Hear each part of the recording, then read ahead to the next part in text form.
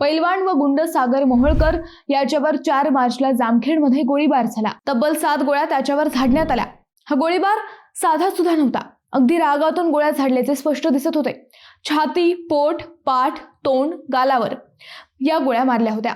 सागर मोहोळकरची गुन्हेगारी पार्श्वभूमी पाहता त्याची अनेकांशी दुश्मनी होती, त्यामुळे नेमक्या कोणत्या गँगने त्याचा गेम वाजवला त्याचा तपास करणं हे पोलिसांसमोर मोठं आव्हान होतं।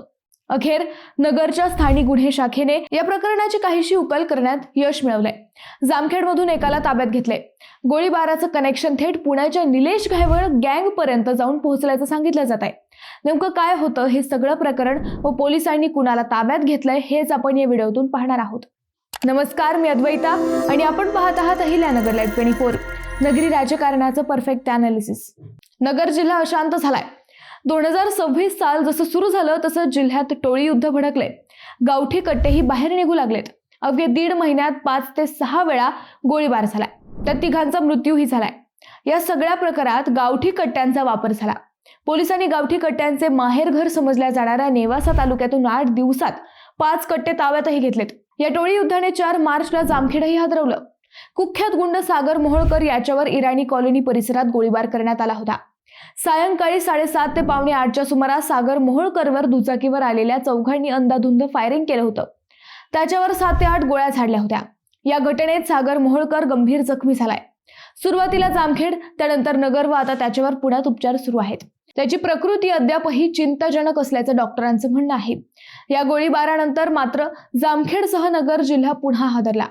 मोहोळकरची पार्श्वभूमी पाहत त्याच्यावर यापूर्वीच 2 खुनाचे आरोप आहेत। शिवाय कुख्यात गुंड निलेश घायवळ याच्याशीही त्याने पंगा घेतलेला आहे। त्यामुळे त्याच्यावर गोळीबार नेमक्या कोणत्या टोळीने केला हा मोठा प्रश्न होता। जामखेड तालुक्यातील जांबवाडी येथील किसन मोहोळकर यांच्या फिर्यादीवरून जामखेड पोलिसात या घटनेची फिर्याद दाखल झाली। सागर मोहोळकरवर पाळत ठेवून हल्ला झाला होता। तो कुठे जातो, कोणत्या मार्गाने जातो, कुठे कुठे फिरतो, कधी कुठे काय करतो याची सगळी माहिती गोळा करून हा हल्ला झाला होता। पोलिसांना हा हल्ला पाळत ठेवून झाल्याचा फक्त एकच क्लू मिळाला होता। आता पाळत ठेवायचे म्हणजे एखादा आरोपी हा स्थानिक आहे इथपर्यंत पोलीस पोहोचले होते। अखेर हा तपास LCB कडे देण्यात आला। स्थानिक गुन्हे शाखेचे पोलीस निरीक्षक किरण कुमार कबाडी यांनी सुरुवातीला मोहोळकरच्या विरोधकांच्या नावांचा तपास सुरू केला। त्यानंतर तांत्रिक विश्लेषणाच्या आधारावर तपास सुरू केला। घटना घडली त्यावेळी इराणी कॉलनी परिसरात उपस्थित असणाऱ्या सगळ्या फोन नंबरची माहिती गोळा करण्यात आली। सुरुवातीला या तपासात काही व्यावसायिक दुवे मिळाले, काही पूर्व इतिहासही तपासला गेला। धाराशिव जिल्ह्यातील भूम तालुक्यातील आंधरुण गावात यात्रेत 11 एप्रिल 2025 ला मोहोळकर व कुख्यात गुंड निलेश घायवळ यांच्यात वाद झाला होता। कुस्तीच्या आखाड्यातच सागर मोहोळकरने निलेश घायवळच्या कानशिलात मारली होती।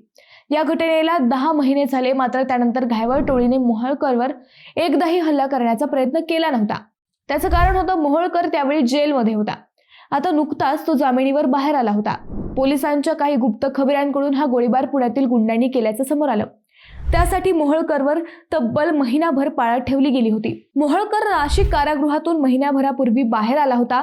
तो जामखेड तालुक्यातच राहत होता। आता ही पाळत नेमकी कुणी ठेवली याचा तपास करणं हे पोलिसांसमोरील दिव्य होतं। त्यातच गुप्त खबऱ्यांचा आधार घेण्यात आला।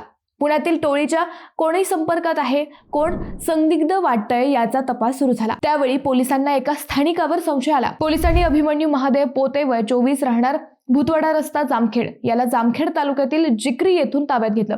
त्याची झडती घेतली असता त्याच्याकडे एक गावठी कट्टा, एक जिवंत काडतूस, दुचाकी असा ऐवज मिळाला। पोलिसांनी ही मोहीम अत्यंत गुप्तपणे राबवली। पोलिसांनी त्याला ताब्यात घेतल्यावर कसून चौकशी सुरू केली। अखेर चौकशीत चार्ली उर्फ माऊली उर्फ ज्ञानेश्वर साठे, रोहित विठ्ठल आखाडे व चिन्या, पूर्ण नाव माहीत नाही, सर्व राहणार कोथरूड पुणे यांची नावे समोर आली। यांनीच हा गोळीबार केल्याचं प्राथमिक तपासात समोर आलं। सागर मोहोळकर याला जीवे मारण्याचा कट रचल्याची कबुली अभिमन्यू पोते यांनी दिली। अभिमन्यू पोते याने मोहोळकर याच्या हालचालींची माहिती साथीदारांना दिल्यानंतर त्यांनी गावठी कट्ट्यातून गोळीबार केल्याचे तपासात उघड झाले। आता कोथरूड शास्त्रीनगर परिसरातील ही गँग निलेश घायवळचीच आहे का या तपासात काही सकारात्मक क्लू मिळाल्याचे पोलिसांचे म्हणणे आहे। तरीही या गँगला ताब्यात घेतल्यानंतर गेम वाजवण्याचे खरे कारण समोर येणार आहे।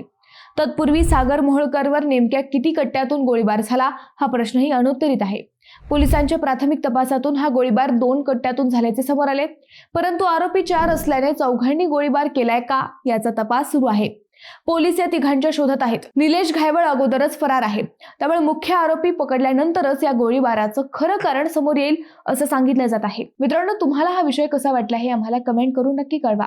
शिवाय व्हिडिओ आवडला असेल तर चॅनलला सबस्क्राईब करून व्हिडिओला लाईक करायला विसरू नका.